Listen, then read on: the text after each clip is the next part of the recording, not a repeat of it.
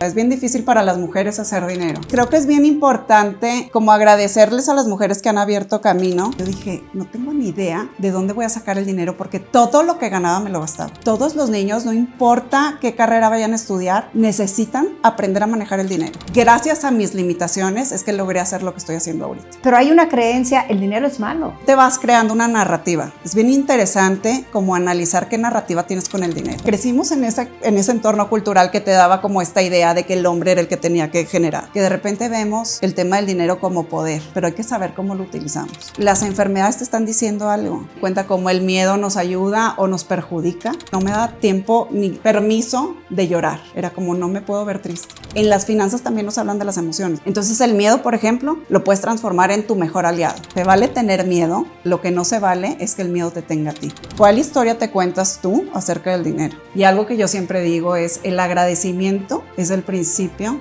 de la abundancia. Bienvenidos aquí en Cuida al Líder, un espacio de análisis y búsqueda por los factores que determinan grandes historias de éxito en mujeres y hombres en la actualidad. Un espacio donde no hay respuestas. Tenemos millones de preguntas para que encuentres tu verdad. Y hoy tenemos a nada más y nada menos que a una destacada experta en finanzas personales que ha revolucionado la manera en que entendemos y manejamos nuestro dinero. Creadora y administradora de un fondo de inversión privado, logrando que este se convirtiera en el instrumento financiero más rentable dentro de la institución. A pesar de su vasta experiencia en banca, Natalia descubrió que la parte emocional juega un rol crucial en la toma de decisiones financieras. Sus conceptos abordan el juego del dinero desde una perspectiva integral, combinando educación financiera con inteligencia emocional. Ella ha sido consejera editorial en Grupo Reforma para la sección de negocios, mentora de sustentabilidad financiera en la dirección de emprendimiento IMEF y conferencista TikTok. No dejes de escuchar su plática. Los secretos del dinero. Bienvenida, querida Natalia. Mil gracias, Luisa. Estoy encantada de estar aquí contigo. De verdad que me encantó. Empecé a ver tu trabajo, tus entrevistas. Es un gran regalo el que le das a las personas que te escuchan, porque tú tienes una manera de abordar súper natural y creo que sobre todo eso, como que aclaras muchas dudas que tenemos y que de repente no tenemos o el acceso a preguntarlo o como la valentía para hacerlo, ¿verdad? Entonces, mil gracias por tenerme aquí en tu casa. Muchas gracias. Bienvenida. Natalia, ¿cómo empiezas?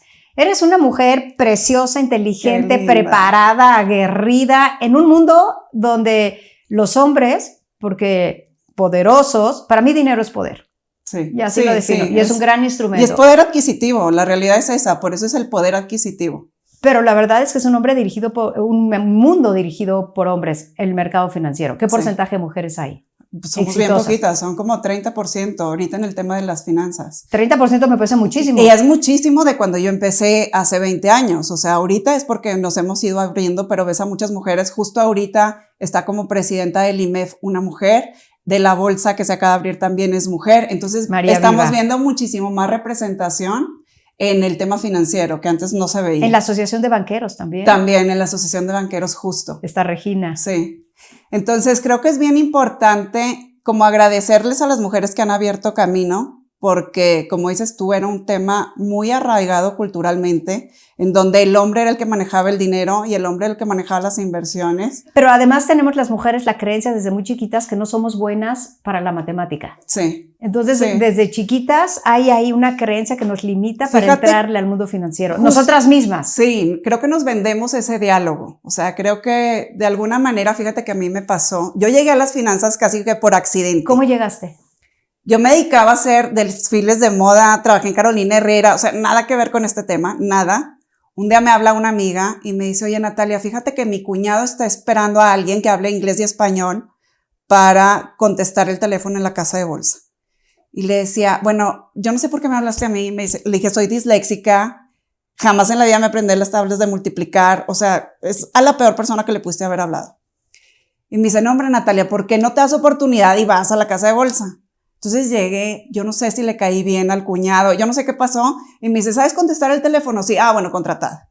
Y me contrataron. Me enamoré de ese mundo, me enamoré desde el primer momento. O sea, yo llegué y obviamente aquí soy. La primera semana no entendía nada. O sea, yo veía puros diálogos que yo decía, ¿qué es eso de llamada de margen? ¿O qué es eso de la acción y la volatilidad y la bursatilidad? Yo decía, no entiendo nada. Me compré un diccionario financiero. Yo decía, lo quiero entender para tener idea de lo que están hablando alrededor mío, ¿no?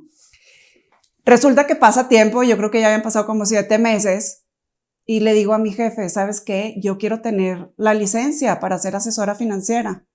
Yo creo que le ha de haber dado ternura de haber dicho, cocha, o sea, ¿cómo vas a venir aquí? Tienes 6 meses trabajando en esto, obviamente no le vas a entender.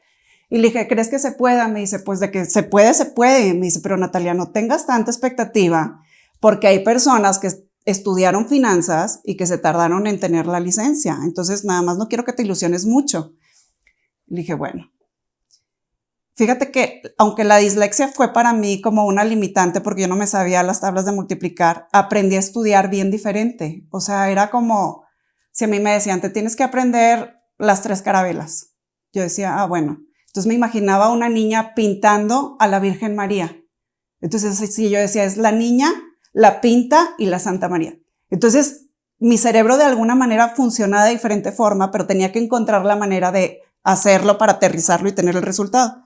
Entonces me puse a estudiar y la primera vez que lo presenté saqué el puntaje más alto en derivados. O sea, a mí me dijeron, es la calificación máxima que se puede tener en este examen. Y a mí era en donde me decían, cuidado con derivados porque es en la parte en donde te puede ir mal. Saco mi licencia, empiezo a operar yo, porque en ese momento no podía estar operando directamente, tenía que colgarme de alguien más, de otro asesor, y empiezo a operar y me empieza a ir súper bien. Y yo tenía permiso de no saber, o sea, porque como nadie esperaba nada de mí, era como, bueno, ella llegó así como asistente, entonces si no sabe, pues explíquenle. Entonces yo me daba permiso de preguntar muchas cosas. Y al final del día eso fue lo que me ayudó como a cuestionarme cosas que a lo mejor ya estaban muy establecidas y muy rígidas para los que ya están trabajando ahí. Y yo decía, ¿y si hacemos esto? Y así es como se crea el primer fondo y resulta que empieza a tener muchísima rentabilidad. Entonces yo empiezo a ganar mucho dinero. Y yo estaba feliz. Yo dije, bueno, ya le entendí a este tema de las finanzas, ya sé cómo hacer dinero, está buenísimo. Y me empiezo a viajar, conocí todas las partes del mundo. Yo súper chiquita, 27 años tenía, me compré un carrazo, ya tenía yo mi departamento, todo. Y un día me hablan por teléfono y me dicen, Natalia, tu visa de trabajo no se puede tramitar. Te tienes que regresar a México. Y yo, bueno. Es que no nos dijiste dónde estabas. Estaba en Houston, trabajando en una casa de bolsa. Toda esta historia que Toda nos esta contaste historia fue fue en allá. Houston. Entonces, regreso yo acá. Ah, tu licencia y todo, aparte americana. Fue acá porque operaba productos mexicanos. Okay. Entonces, pero mi cartera, tenía cartera de México y de Estados Unidos. Entonces era muy padre porque aprendí de los dos mercados, me di cuenta cómo trabajan las diferentes empresas, tanto la mexicana como la americana, cuáles eran sus necesidades. Entonces tenía como un universo bien amplio. Cuando yo regreso a México por el tema de la visa, pues imagínate que me regreso y de repente me hablan por teléfono, yo tratando de acomodar las cosas porque tienes contrato allá por un año, a lo mejor para rentar mi departamento era así, yo tenía como 4 meses en ese departamento nuevo y me dicen, va, pero resulta que tienes que pagar una multa porque pues todavía te faltan meses para terminar tu contrato. Y yo, bueno, pues entonces ¿de cuánto es la multa? Y en mi carro yo también dije, voy y lo regreso. Me dijeron, pues sí, pero lo tienes. Y yo dije, no tengo ni idea de dónde voy a sacar el dinero porque todo lo que ganaba me lo gastaba. Todo. Y obviamente ganaba más y gastaba más. Y dije, no puede ser. O sea, me sentía una farsante porque yo decía, ¿cómo es posible que yo estoy diciéndole a todo mundo y haciendo que todo mundo gane dinero y yo en mis finanzas personales soy un desastre? Y dije, tengo que empezar a estudiar en el tema de las finanzas personales. Y empiezo a estudiar y me doy cuenta que había temas de finanzas personales en diferentes países. Había en Uganda, en Estados Unidos, o sea, pero de educación financiera para niños. Y yo decía, Uganda que tiene mucho menos recursos que nosotros como mexicanos. Entonces, mi primer intento fue traerme una franquicia de Estados Unidos para acá y me doy cuenta que no funcionaba. Teníamos diferente cultura, diferentes productos financieros, todo. Entonces era empezar de cero. Empiezo a hacerlo y el primer formato que yo tengo era de finanzas, pero en campamento. Entonces los niños iban al campamento y aprendían a invertir y que era bolsa y que era volatilidad, etcétera. Y después decía, no puede tener, necesita más continuidad. Entonces mi primer reto fue, lo quiero meter a las escuelas. O sea, todos los niños, no importa qué carrera vayan a estudiar, necesitan aprender a manejar el dinero. Cosa que en mi casa era tema tabú, ¿verdad? O sea, para nosotros era, pues no puedes hablar de eso porque entre que es grosero, lo que dices tú, siendo mujer, menos como derecho tienes a hablar del tema. No tienes derecho. Es como que ni le vas a entender y aparte no tienes ni por qué preocuparte de eso. Es como que tú cásate y que tu esposo se encargue. Y empiezo a hacer el programa y las primeras veces que toqué la puerta me decían las escuelas, Natalia, tenemos una carga académica tan grande que otra materia no la podemos meter. Es como decirle a los papás, se van a quedar 1 hora más los niños para estudiar este tema. Entonces yo decía, bueno, ok, mi reto es cómo lo voy a integrar dentro de la área de matemáticas para que en lugar de que el niño esté viendo cuántos son las manzanas que tienes en el mercado, es cuántas acciones puedes invertir y cuál es tu rendimiento. Entonces así lo hicimos, empatándolo con el sistema que tiene la educación pública. Y de esa manera es la primera vez que entramos a una escuela. Entonces fuimos el primer programa de educación financiera que estuvo como parte curricular de las escuelas. Muchas felicidades, qué logro y qué reto. Pero entonces lo que estoy escuchando a través de las historias es que tú tienes una mentalidad de cómo sí. Sí. Como sí aprendo, sí. Como sí me doy permiso, como sí lo logro. Para ti no existe el no. Es el cómo sí. ¿Sabes qué me pasó? Que aprendí a ver mis limitaciones. Mucha gente te dice, es que a pesar de mis limitaciones, y yo lo vi como, gracias a mis limitaciones, es que logré hacer lo que estoy haciendo ahorita. Gracias a que yo sabía que tenía que aprender de manera diferente, que tenía que aprender cosas diferentes, fue que encontré mi fortaleza. Sí. Entonces fue en mis limitaciones, en el hecho de decir, yo soy disléxica, yo tengo que aprender de cierta manera, entonces encontré la manera. A mí me encanta la abundancia, yo creo en la abundancia, yo creo que todos deberíamos estar destinados a generarnos abundancia. No esperar que caiga del cielo, pero sí a tener abundancia. Pero hay una creencia, el dinero es malo, la gente rica es mala. Si mi hijo gana mucho dinero, ¿no? Yo tengo hijos jóvenes trabajando y de repente alguno que se quiera ir por ahí a finanzas, banca de inversión, estos temas, digo, ¡eh! Y si a los 23 años, igual que tú, gana muchísimo dinero, se va a perder. ¿Qué va a hacer?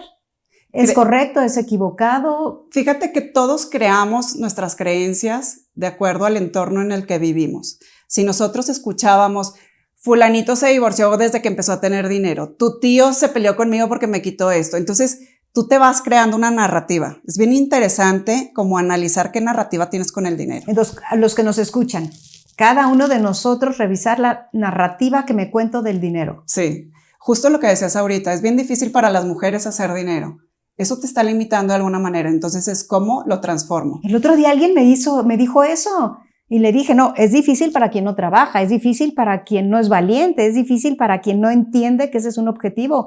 Hace poquito alguien me decía, todas las mujeres debemos de tener una propiedad o un techo de 50 metros, pero no es posible que estemos esperando que alguien te dé un techo. Sí, pero creo que es eso, analizar tu narrativa, desde dónde viene, entender que es un tema cultural, o sea, es en una cultura en donde crecimos, donde el hombre es el proveedor, la mujer ya a lo no, mejor. ¿sí? No sé si el mundo está muy difícil. Fíjate que ya todo cambió. Yo veo un cambio, yo veo las nuevas generaciones súper dueñas de su propio poder, o sea, pensando en cómo lo van a hacer, como encontrando los recursos para lograrlo. ¿Puedo entrar a un detalle personal? Sé que en algún momento tú ganaste más que tu esposo. Me imagino que ha de haber sido un momento complicado si es que tenías creencias o no tenías creencias, pero ¿nos puedes poner ese ejemplo en la mesa alrededor del dinero? Sí. ¿Qué aprendiste? ¿Qué te funcionó? ¿Qué no te funcionó? ¿Se vale que la mujer gane más que el hombre? ¿No se vale? ¿Cómo fue? ¿Qué pasó? Fíjate que me pasó algo. Yo de repente empiezo a ganar más que él, justo porque me estaba yendo muy bien. Y de repente yo me topo con que yo me estaba sintiendo culpable. Pero es tan inconsciente, o sea, no te das cuenta. Era como que no se entere. Claro. O sea, es una voz tan tenue que a veces no logras escucharla. No te das cuenta en qué momento te estás dando, como haciéndote chiquita. Y yo me di cuenta porque yo llego con él y le empiezo a decir, flaco, bueno, ahorita me está yendo muy bien porque es esta empresa, pero después, justificando, justo eso, y se me queda viendo él.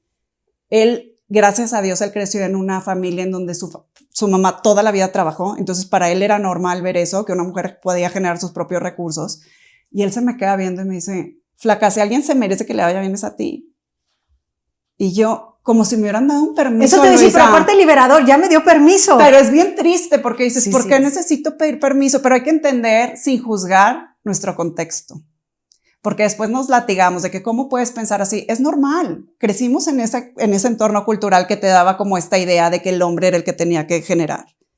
Entonces, cuando me empecé a dar cuenta de eso, dije, qué arraigado tenemos estos temas. Después de un tiempo, y algo que me ayudó muchísimo es entender justo con lo que empezaste, que de repente vemos el tema del dinero como poder, pero hay que saber cómo lo utilizamos. Si el poder va a ser para los dos como familia, y es algo que él me ayuda muchísimo a entenderlo, y siempre fue así, no fue a partir de que yo ganara más que él, para él siempre el dinero era de los dos. Entonces, para mí fue igual, fue bien fácil como pues es de los dos, y los dos cómo lo vamos a construir. Pero te estoy hablando que después a él lo despiden, y era como, ¿qué vamos a hacer? Nos obligamos a hablar del dinero cuando nunca lo habíamos hecho, los dos siendo financieros, ¿eh? Y a partir de que lo empezamos a planear, y siempre lo he dicho, creo que llegamos a un lugar más rápido si los dos remamos en la misma dirección. 6 meses después él me habla y me dice, Natalia, quiero que te salgas de la casa de bolsa, yo ya tengo suficiente para que tú sigas con tu proyecto y necesito que sigas con el tema de la educación financiera para los niños al 100%. Y yo le dije, bueno, pero fue algo que nos ayudó, nos probó mucho. Y creo que muchas veces estos roles de género en donde decidimos que si la mujer tiene que llevar este rol o el hombre tiene que llevar este rol, lejos de verlo como equipo nos divide. Y eso es algo que tenemos que erradicar de alguna manera. Y es desde darnos permiso de ganar, de darle permiso a él si a lo mejor tuvo un tropiezo, decirle, ¿cómo le hacemos para salir de esto? O sea, ver los problemas como es nuestro problema, ¿cómo lo sacamos adelante? Que es mucho más fácil hacerlo que cuando dices, es que es tu responsabilidad y a ver cómo le haces y a ver cómo nos sacas a toda la familia, sino ver cómo sumar. O sea, creo que todos tenemos diferentes recursos, algunos son económicos, otros son recursos emocionales, de decir, te voy a apoyar en esto que estás haciendo, y como creo que a partir de que tienes sueños juntos es que se puede tener esta buena voluntad, esta sinergia, sí. Pero creo que aquí hay que hablar de un tema muy importante, que es la comunicación, porque nos sentamos a hablar de dinero. A mí me encantaría que nos pudieras enseñar si el dinero está relacionado a las emociones, si estás de acuerdo. Primero que nos expliques la relación de emoción-dinero, y después cómo nos sentamos a hablar, hombres, mujeres, parejas, en torno al dinero. Entonces, primero, ¿es correcto lo que yo estoy mencionando? Sí, 100%. Fíjate, hasta los mercados bursátiles, cuando vemos subidas y bajadas en las gráficas, que se ve muy matemático, al final del día son personas que están decidiendo, que tienen miedo, que tienen a lo mejor una expectativa de que una empresa se va a ir. No nos podemos olvidar de eso. El mercado bursátil ¿es emocional? Es emocional, 100%. Y a mí me tocó estudiarlo a partir de que me da una parálisis facial. Yo nunca me había metido a este tema. Nunca. Para mí me gustan los números y el precio y cómo subir y monitorear. Un día amanezco yo con una parálisis facial, el ojo totalmente abierto, la boca hacia abajo, no podía hablar, o sea, hablaba como si estuviera borracha. Y me acuerdo que mi esposo llega y me dice, flaca, no sé qué te pasó. Me dice, nos tenemos que ir con el neurólogo. Yo no me había dado cuenta porque para mí nada más tenía el ojo seco, pero no sabía por qué. No me había visto en un espejo. Vamos con el neurólogo y me dice él, en 3 meses tú estás fuera, Natalia, no te preocupes. Pasan los 3 meses, yo seguía sin poder hablar, pasan 6 meses. Y un día se me acerca una amiga y me dice, Natalia, necesitas conectar con tus emociones. Y a mí se me hacía algo tan alejado de mi realidad en ese momento. Y yo decía, ¿de qué emociones? ¿De qué me están hablando? Si yo estoy bien. Y me decía, es que las enfermedades te están diciendo algo. Y la enfermedad de la parálisis facial es que tú no estás conectando bien con tus emociones. Y yo creo en terapia. Yo siempre he tomado terapia y creo que ha sido una parte fundamental en que estemos bien, o sea, equilibrados. Y voy con mi terapeuta y me dice ella, fíjate que voy a tener un curso de emociones, ¿por qué no te vienes? Otra vez me enamoré del tema, me encantó, me di cuenta cómo el miedo nos ayuda o nos perjudica, cómo la alegría, la tristeza, el enojo. Entonces decía, ¿cómo canalizarlo y qué impacto tiene? Justo de ahí yo me di cuenta cuántos indicadores financieros nos hablan de la emoción. ¿Por qué te había pasado? ¿Qué emoción no estabas conectando? Sabes que no te dicen, pero yo, por ejemplo, siento que yo no sabía conectar con mi tristeza. No sabía. O sea, como que para mí era más fácil enojarme, sentirme frustrada, pero con la tristeza no me daba tiempo ni permiso de llorar. Era como, no me puedo ver triste.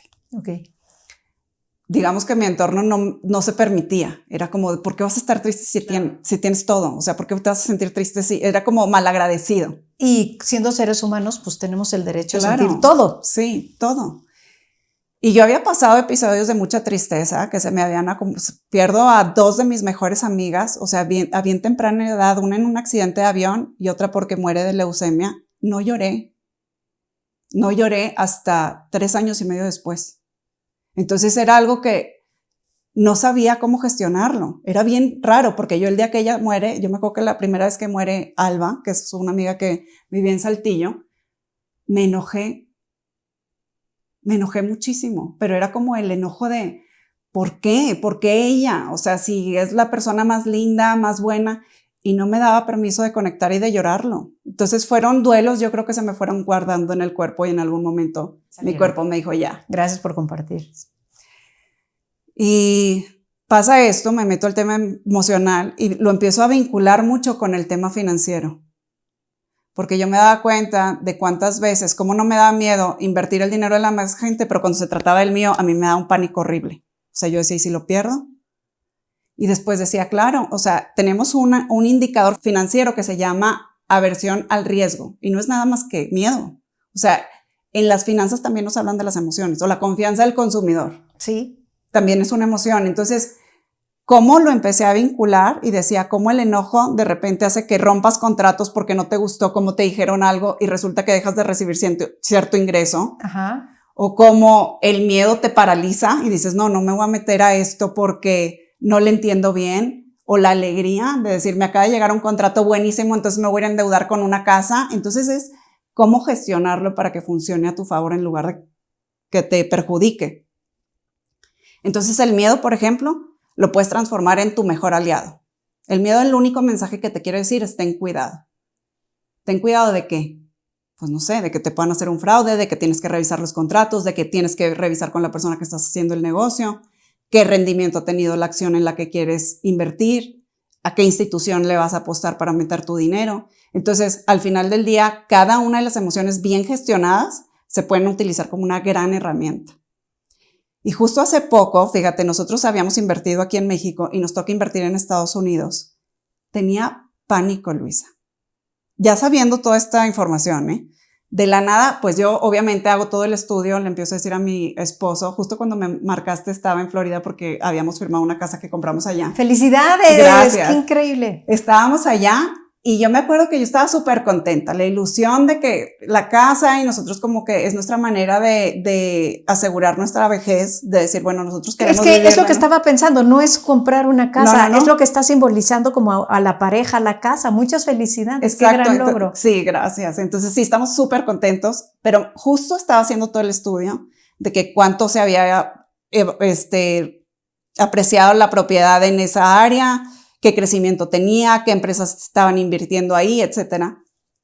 Con todo escrito, con números, con Excel, con posibles crecimientos, el crédito ya aprobado. Y un día yo antes de firmar le digo a mi esposo, no quiero.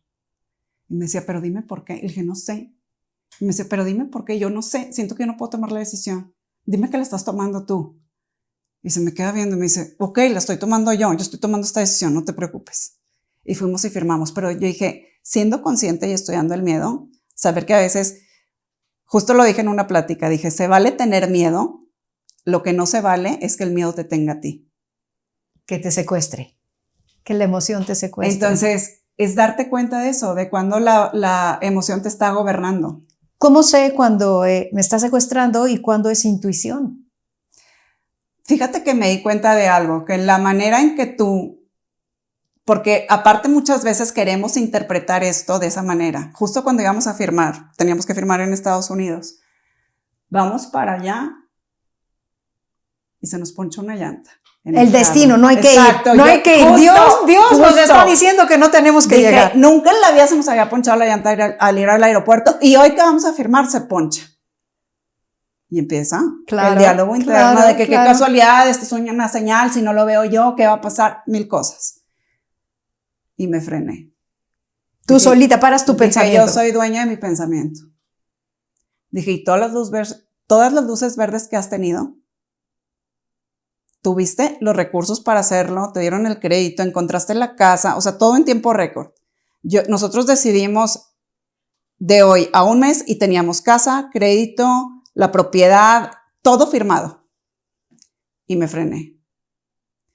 Y a mí me sirve mucho, yo soy muy creyente, y dije, Dios, tú sabes que de repente con señales no entiendo tan fácil. Si es, que sí se haga. Yo voy a hacer todo para que se logre.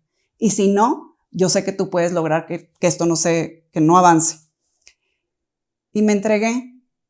Yo dije, si Dios quiere que sea, y fue de las mejores decisiones que hemos tenido. O sea, justo ahorita nos están acabando la alberca, estamos felices. Muchas felicidades. Entonces, son cosas que a veces el miedo se disfraza de intuición.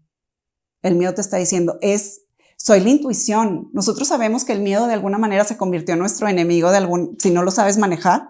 Entonces no soy miedo, soy intuición. O no soy miedo, soy, no sé, precaución. Sí. O pero realmente ¿cuántas veces nos ha limitado a tomar decisiones y a dar ese brinco? Entonces siempre he pensado, entre más grande es el brinco que vas a dar, más miedo es el que vas a sentir. Entonces entender que si tienes mucho miedo es porque estás brincando muy alto. Qué bonita, qué bonito y muchas felicidades. Ay, qué padre está. Gracias. Sé que estudias la economía del comportamiento. Sí. ¿Nos puedes explicar un poco de eso? Sí, la economía del comportamiento, fíjate que nace de querer de alguna manera influenciar a los consumidores a comprar un producto o adquirir un servicio. Entonces lo ves en todas las aplicaciones. Por ejemplo, si te metes a YouTube, te pone en grande cómo entrar con el usuario o que crees una nueva cuenta y otra como invitado, pero es más chiquita, porque es lo que menos le conviene a la plataforma. Okay. Entonces, o ves el de venta, lo ves grande y para cancelar es chiquito. Esa es la economía del comportamiento. Entonces, al final del día es más difícil encontrar aquello que no le funciona a la marca. Entonces, entre más difícil sea, es como más te está provocando a que tomes el botón de comprar, ¿no? O es verde o está con flechitas para que tú lo veas más rápido. Otra de las cosas que estudia es, por ejemplo, si tú entras a Costco y ves las pantallas al principio y ves los precios de las pantallas y a lo mejor después vas a ir a comprar un paquete de carne. El precio que tienes de comparación de la primera pantalla que viste al precio de carne ya parece poco. Okay. Porque lo estás comparando con un precio muchísimo mayor. Entonces ya lo que estás comprando. Por eso cuando entras a Costco lo primero que ves son las pantallas, claro, son los precios de más alto valor. Okay. Porque al final del día en comparación pues se ve mucho más barato. También esto se utiliza en las ofertas. Muchas veces, por ejemplo, si ves en Amazon ya tiene una plataforma en donde tú puedes seguir los precios que tienen. Entonces de repente antes del Buen Fin suben los precios para que el precio de comparación sea mucho más alto y que tú pienses que estás ahorrando mucho dinero. Entonces la economía del comportamiento estudia esto desde la óptica de cómo le hacemos para que el consumidor nos compre o cómo le hacemos para que los votantes voten por cierto candidato. O sea, lo que hacen es cómo influyo en tu decisión para que me elijas a mí. Ok. Yo me meto a estudiar justo para lo contrario. Eso es lo que te iba a preguntar. Y yo como consumidor, ¿cómo me cuido para tomar decisiones? Justo eso, entendiendo tus sesgos. Entendiendo que probablemente si ese precio en oferta tú lo hubieras utilizado, tú lo hubieras comprado a ese valor que estás viendo, el último precio que estás viendo sin tomar en cuenta el de referencia, que es el precio inicial, te tienes que aprender a cuestionar y entender que no estás trabajando desde pantalla de 50,000 pesos, de repente oferta 9,000 pesos, claro, la compro. Y realmente lo que debo preguntarme es, yo estaría dispuesta a pagar, me alcanza, yo quisiera una pantalla de 9,000 pesos. No, pues no la quiero, pues es que aunque sea un ofertón, eso no va para mí. Porque aparte es un ofertón, o sea, no sabemos si ese precio de inicio era realmente ese precio. Entonces, tenemos que aprender a cuestionarnos qué nos está motivando a hacer esas decisiones de compra. Okay. O sea, al final del día es el autoconocimiento y el entender tus necesidades. De repente nos dejamos llevar por ¿cómo voy a dejar ir a esta oferta? Pues si no lo necesitas, déjala pasar. Claro. ¿No? Entonces, desde ahí es de donde yo lo busco, o sea, como desde ver el otro lado de la moneda. El otro lado de la moneda, sí. ¿Qué significa riqueza, dinero para ti? Para mí es una herramienta, o sea, la realidad es esa, es una herramienta. A mí me ha ayudado a lograr cosas, a tener tranquilidad, a tener seguridad, a tener certidumbre, o sea, así es como yo lo veo. Por eso es que creo que tenemos que entender qué concepto tenemos de la riqueza y integrarlo, pero sobre todo, creo que ahorita veo mucha propaganda acerca de la abundancia, más en el tema material, de cuánto te da y cuál es tu poder de compra y cuáles son los productos que te alcanzan a tener y lo están viendo como un tema de estatus, de qué es lo que te da, o sea, al final del día. Justo ahorita en Estados Unidos se está estudiando algo que se llama terapia financiera, que no tiene nada que ver con asesor financiero. El terapeuta financiero lo que está buscando es cuál es el significado que tiene para ti el dinero y la riqueza. O sea, para ti como persona. Ves a personas que dicen es que están sobreendeudadas, pero ¿cuál es la raíz de ese sobreendeudamiento? ¿Es esta necesidad de aparentar? ¿Es esta necesidad de decir que lo estás logrando? ¿Es esta necesidad de llenar ciertos vacíos? Entonces, tienes que aprender a conectar con tu riqueza desde la suficiencia y no desde la escasez. Ok. Para alguien de calle como nosotros, ¿cómo conectamos desde la suficiencia? Desde saber que tienes tranquilidad. O sea, por ejemplo. Tengo suficiente. Tengo suficiente. Hoy gano 10 y es suficiente. Sí, exactamente. Eso no quiere decir que no pueda trabajar por 20 o que quiera ir por 20, pero desde la paz. Exacto. No desde la angustia de necesito 20. Exacto. Y no desde el conformismo, porque luego también es cómo sé si no me estoy conformando. Y es el hecho de seguir soñando. O sea, si tú sigues soñando y dices, bueno, esto también lo puedo anhelar y esto también lo puedo crear para mi futuro, para mi familia, tener ese impulso para seguir haciéndolo, pero no desde la angustia. O sea, tienes que conectar con tu emoción de lo voy a multiplicar. ¿Qué consejo le darías a alguien que ahorita está pasando un muy mal momento? Está un momento que todos hemos pasado a veces económico, gris, oscuro, para poder salir avante. Donde más no haya la suya. Lo primero es entender que es una situación. De repente escuchas a personas que te dicen, es que yo soy pobre. No, o sea, el ser es un estado de permanencia. El estar en una situación es algo que se puede transformar. Tú no eres pobre. Exacto. Ahorita estás en un momento de carencia. Exacto. Entonces, en ese momento tú puedes transformarlo. Porque normalmente si lo tomas como parte de tu identidad es bien difícil trabajarlo. En cambio, cuando dices, no, esto es un momento y a partir de ahí te puedes preguntar de cómo salir de una situación. Ok. Porque es mucho más difícil decir, es que yo toda mi vida... y te estás dando estos diálogos en donde te etiquetas y piensas que ahí te tienes que quedar. Claro, el abuelo, pero mi papá, pero mi mamá, siempre hemos vivido endeudados. Yo soy deuda. No. Exacto. Estoy en un momento de deuda. ¿Cómo puedo transitar? ¿Cómo puedo salir? Entonces es el encontrar el cómo. Y fíjate, hace poquito me encanta porque uso mis redes sociales como para retroalimentarme. Hace poquito yo estaba preguntando, ¿cuál historia te cuentas tú acerca del dinero? O sea, ¿cuál es tu historia?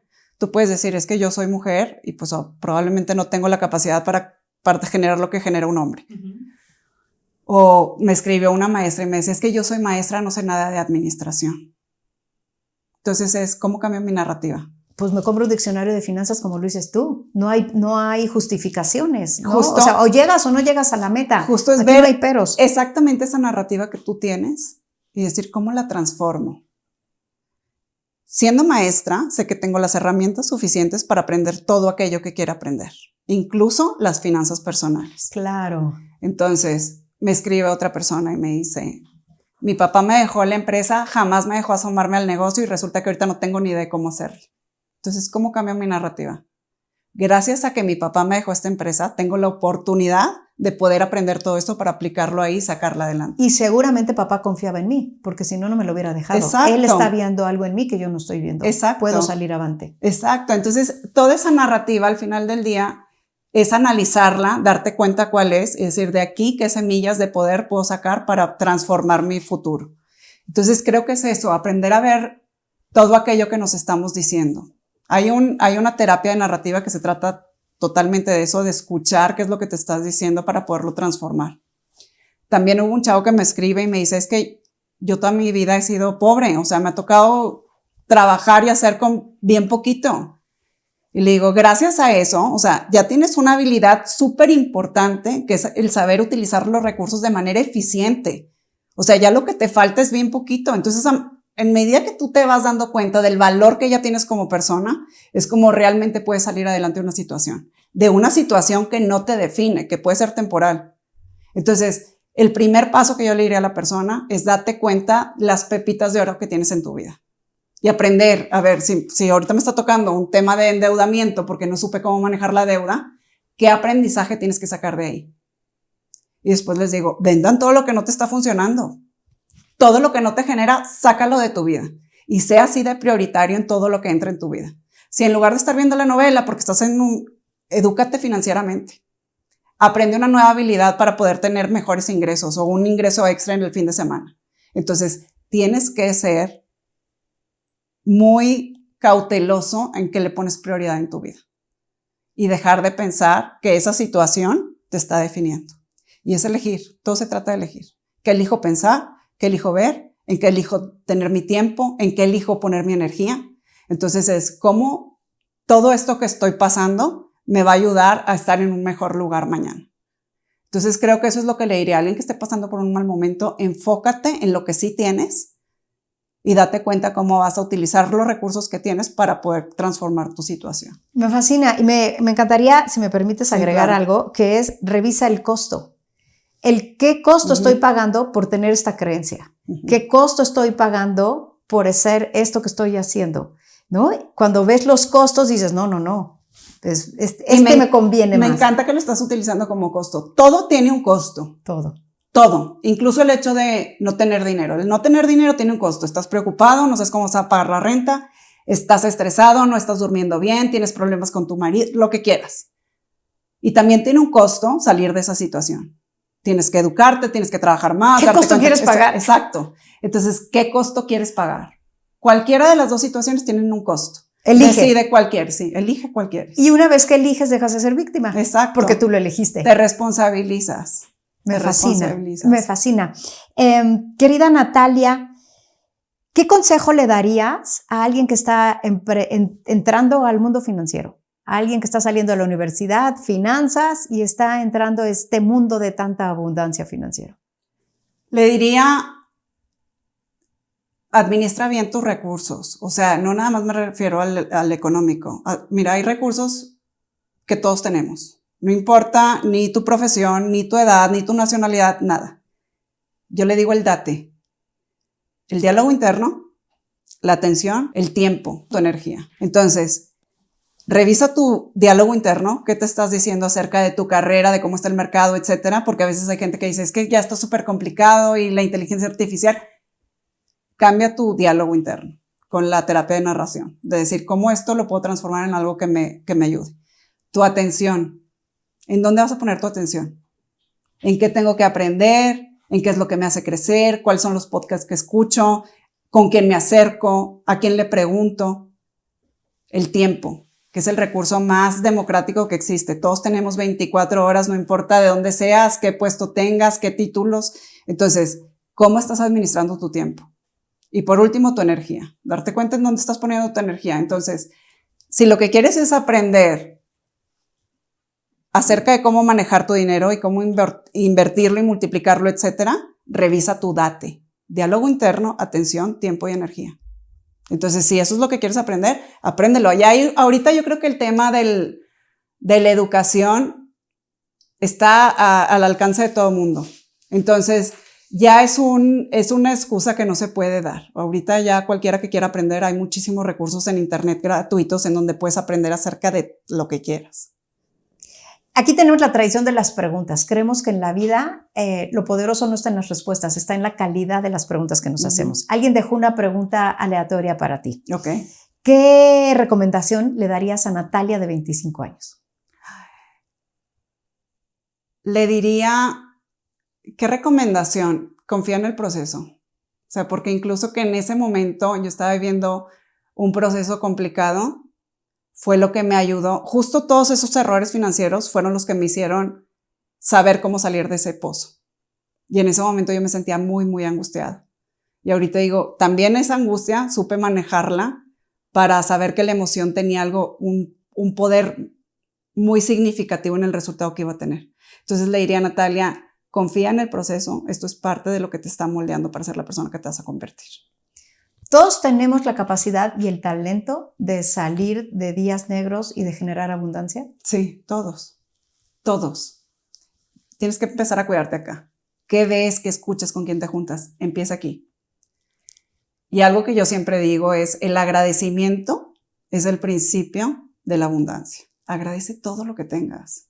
O sea, a mí me tocó mucho, Luisa, que aprendí a agradecer hasta el parpadear, porque Claro. hubo un día que no pude hacerlo. El poder hablar y que me entendieran, porque hubo un día que no pude hacerlo. Cuando empiezas desde ahí, desde saber que tienes muchas cosas que agradecer en tu vida, el haberte despertado, el tener un techo, cualquiera que sea tu situación, cualquiera que sea, créeme que vas a tener algo que agradecer. Muchas gracias. No, hombre, al contrario. ¿Quisieras dejarnos alguna pregunta Sí. para nuestro acervo de preguntas? Sí, me encantaría. ¿Sabes qué me gustaría preguntar? Es ¿qué te hace feliz en tu día a día? Creo que el día que descubrimos eso es como que empiezas a ver la belleza en todas partes, pero ¿qué te hace feliz en tu día a día? Me encanta. Muchas gracias por No, haber al venido a contrario. compartir con nosotros con tanta bondad, tanta generosidad. Abrazos a nuestra querida mamá de Natalia hasta Monterrey. Muchas gracias por seguirnos en Quién Cuida al Líder. Desde antes de que te fuéramos a entrevistar, encantadora qué padre, tu mamá. mil gracias, Luisa. Es tu fan número 2, porque yo soy la 1, pero ella es la número 2. Me encantó que me escribía yo con él. Y dice, es que soy la mamá de Natalia. Y yo, qué barbaridad. Sí, Va a bien venir. chiquito el mundo, sí. Increíble. Muchas gracias por estar No, aquí. al contrario, gracias a ti, gracias por tu canal, porque ayudas a muchísima gente y espero que así siga siendo. Muchas gracias por la gratitud al equipo tan lindo que tenemos aquí, que Mil nadie está gracias. viendo, pero ellos son los que hacen esto posible. Y a ti que nos escuchas, gracias por estar aquí. Te deseamos un mundo de poderosas preguntas para que encuentres tu verdad. Acompáñanos en el siguiente episodio que estará extraordinario. Tú como dueño de empresa que quieres tener mejores resultados, mejorar en tus áreas de influencia, mejorar tu comunicación, tu liderazgo, tu relación con tu equipo de trabajo, con tus socios, ¿estás interesado en transformarte en un mejor líder? En Altamirano Anaya tenemos la metodología número 1 a nivel mundial para acompañarte a lograrlo. Conócenos, nuestra pasión es servirte.